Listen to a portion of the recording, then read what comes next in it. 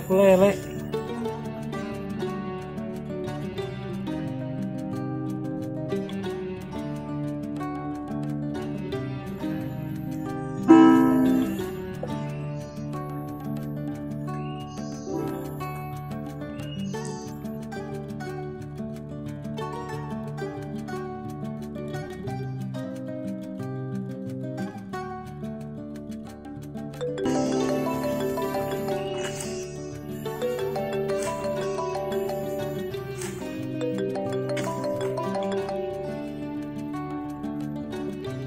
Mak, kumanas kakak lomba artikel teh beres?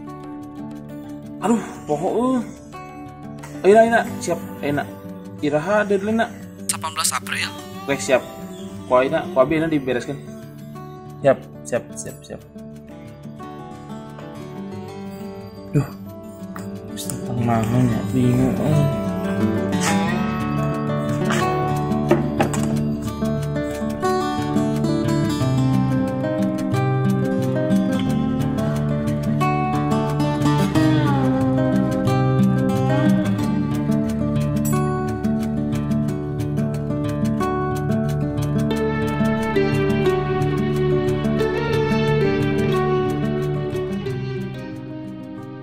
Dulu, saya menganggap puasa hanyalah kewajiban, yang kadang terasa menjadi beban dan hambatan yang membuatku tercegah dari minum, makan, dan jajan.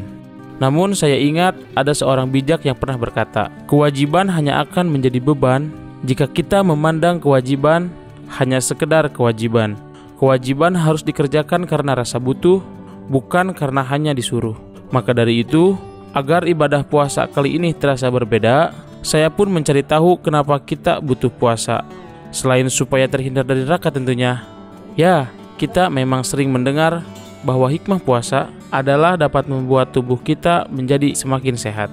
Tapi masa sih cuma itu doang? Saya lalu mulai mencari-cari sumber tentang apa saja hikmah dari puasa. Mulai dari baca buku, browsing di internet, sampai berdiskusi dengan ustadz terdekat. Dan akhirnya saya pun tiba di suatu kesimpulan bahwa puasa itu, wah, keren banget. Dari yang saya dapatkan, ada hikmah yang bisa diambil dari puasa, khususnya puasa di bulan Ramadan. 1. Puasa menjadikan diri kita sebagai raja.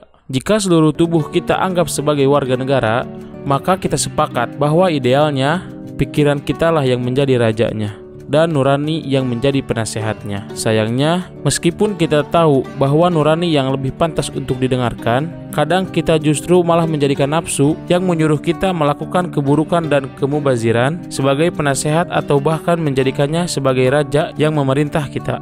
Nah, di bulan Ramadan ini kita dilatih untuk menahan semua bisikan dan dorongan nafsu tercela, menjadikan kembali nurani yang penuh ketaatan sebagai penasehat utama, dan menjadikan kembali pikiran kita yang sehat sebagai raja yang sesungguhnya.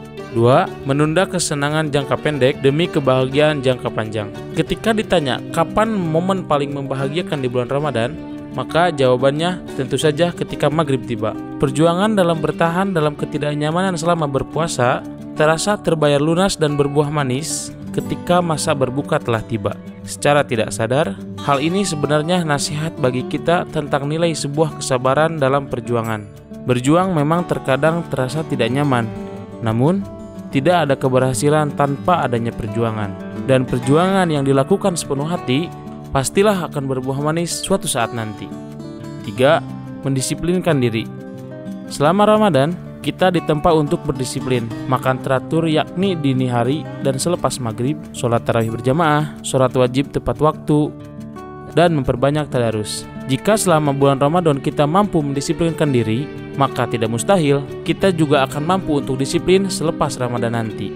4. Melatih fokus. Jujur, saya pribadi susah sekali rasanya untuk bisa fokus ketika belajar saat sedang berpuasa. Mata melihat buku yang membahas tentang logaritma dan aljabar, namun yang ada di lamunan malah kurma dan ayam bakar. Tapi jika direnungi, kita akan sadar bahwa ini bisa kita anggap sebagai latihan konsentrasi, sehingga ketika bulan Ramadan telah berganti, kefokusan kita menjadi lebih terlatih untuk tidak terdistraksi. 5. Jujur terhadap diri sendiri. Sebenarnya mudah sekali untuk berbohong kepada orang tua kita bahwa kita masih berpuasa padahal kenyataannya tidak. tempat sepi, di atas pohon, di gubuk tua, atau bahkan di kamar terkunci juga bisa menjadi tempat persembunyian yang aman dari pandangan manusia. Namun meskipun semua kesempatan bisa diciptakan, kita tetap memilih untuk berpuasa. Artinya, puasa bisa kita jadikan latihan untuk jujur terhadap diri sendiri. Kalau kepada diri sendiri saja seseorang bisa jujur, tentu tidak sulit untuk dia bisa jujur terhadap orang lain.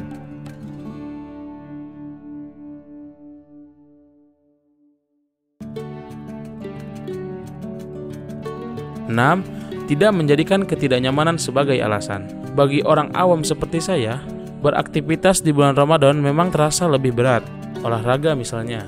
Di satu sisi, olahraga tentu mengundang dahaga, tapi di sisi lain, olahraga juga tidak boleh ditinggalkan. Terlebih di tengah Covid yang belum berakhir sepenuhnya seperti sekarang. Nah, di sini kita dihadapkan dengan dua pilihan. Apakah dahaga kita jadikan alasan, ataukah dicarikan jalan? Saya sendiri memilih opsi yang kedua, yaitu saya tinggal mengganti waktu olahraga saya yang dari asalnya pagi diganti menjadi petang hari sambil menunggu puasa. Hikmah puasa yang terakhir adalah pembuktian terhadap diri sendiri. Puasa juga kita bisa jadikan sebagai pembuktian terhadap diri kita sendiri, bahwa ternyata kita bisa loh menahan nafsu dan ketidaknyamanan demi sesuatu yang kita cita-citakan. Selain itu, jika di bulan Ramadan saja kita mampu untuk bisa tetap produktif ketika berpuasa, maka pastinya kita juga bisa lebih produktif di bulan-bulan berikutnya. Kesimpulan dari tulisan ini, puasa tidak hanya tentang menahan lapar dan dahaga, melainkan sebuah media pelatihan dan pemrograman ulang pikiran kita untuk menjadi pribadi yang lebih keren dan berkelas ke depannya. Maka dari itu, tak heran jika ada sebuah keterangan yang mengatakan bahwa salah satu ciri dari keberhasilan seseorang dalam berpuasa adalah dia yang bisa menjadi lebih baik dari sebelum ia berpuasa. Alhamdulillah beres juga.